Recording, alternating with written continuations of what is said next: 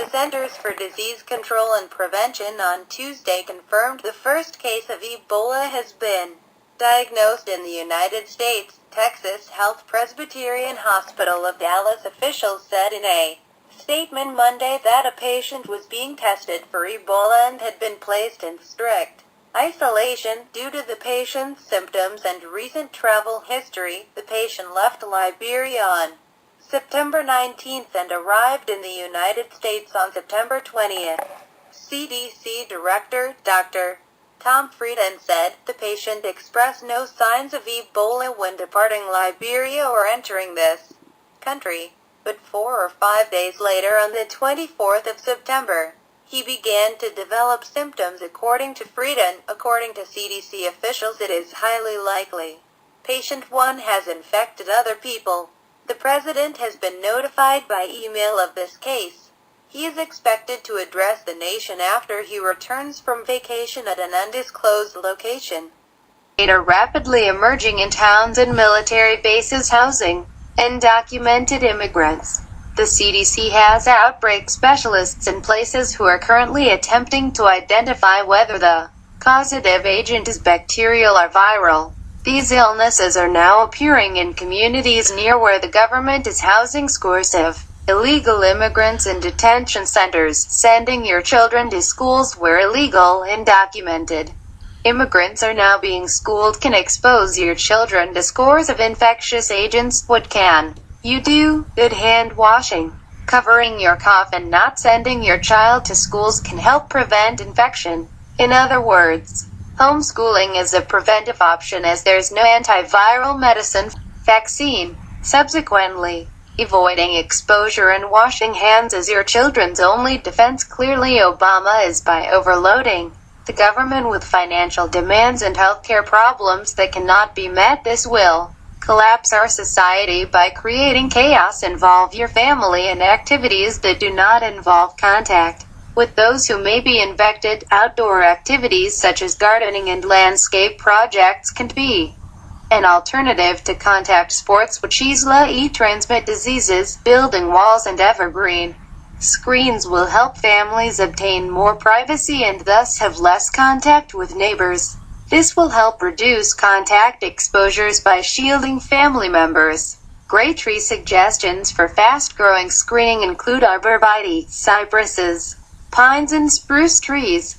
The fastest and hardiest tree for northeast landscapes is the green giant arborvitae.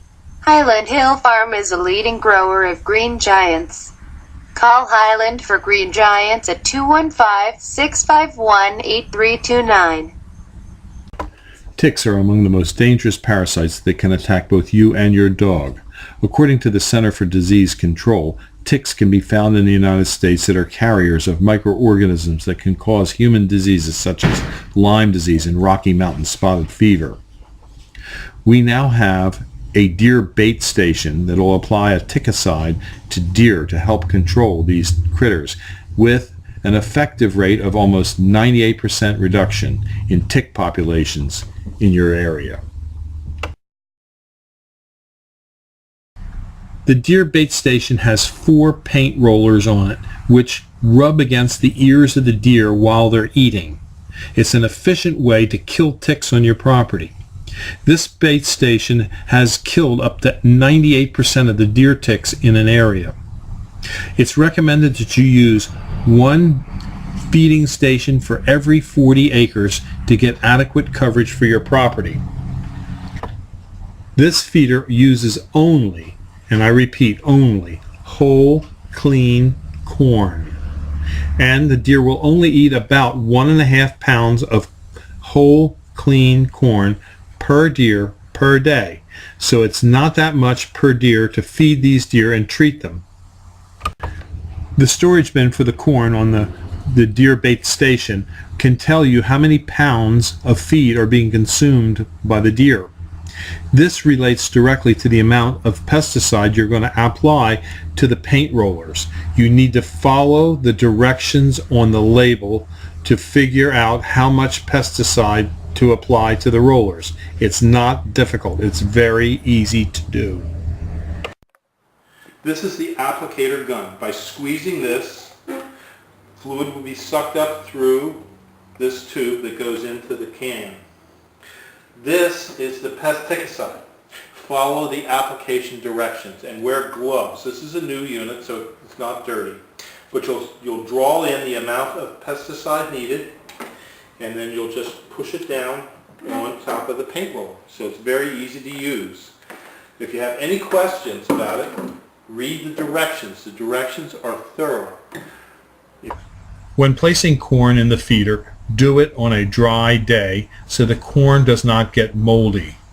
Deer will not eat moldy corn, and moldy corn won't flow through the system to the troughs where the deer feed. We like to keep track of the amount of corn that is consumed, because with the knowledge of the amount of corn consumed, we can figure out, using our pesticide label, how much pesticide to add to the paint rollers. Also, we like to make sure that in the trough where the deer feed, there isn't much corn. When there's a lot of corn, they can eat it fast and they don't get as much of the pesticide on their ears. We want them to work at the station to get the pesticide on their ears. We check the station once a week to make sure that the hopper where the deer feed from is clean and that the corn will flow out, that we have corn in our storage bin, and that we have the correct amount of pesticide on the paint roller applicators. In this manner, deer in your neighborhood will become your tick-killing machines. The efficiency of this feeder in eliminating ticks in an area can be upwards to 98%. A 98% reduction in ticks will mean that your likelihood of catching the Lyme disease will dramatically go down.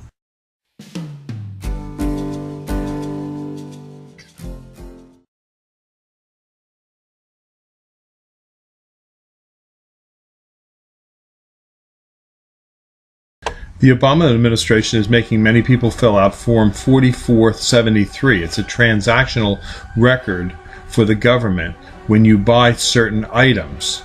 It makes you declare whether you're Hispanic, Latino, or not. And then you must check whether you're also Asian, Indian, Black, Pacific Islander, or white. At Highland Hill Farm, we will never ask you any of these intrusive questions that the Obama administration forces many retailers to ask their clients.